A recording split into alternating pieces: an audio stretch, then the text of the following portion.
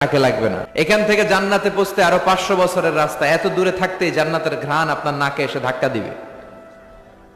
তারপর ওই নারীরা জান্নাতে ঢুকতে পারবে না। টাইট ফিটিং জামা আছে না নাই?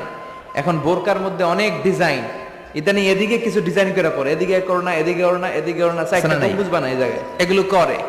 তো এগুলো করলে তার পর্দার চেয়ে তার সৌন্দর্যের প্রকাশ আরো বেশি হয়ে যায়। এরপরে বিশ্বনবী নিষেধ করেছেন, ঝাঁঝালো পারফিউম দিয়ে বেরোতে নিষেধ করেছেন। আমার বোনেরা, নিজেদেরকে ক্লিন রাখবেন, পরিচ্ছন্ন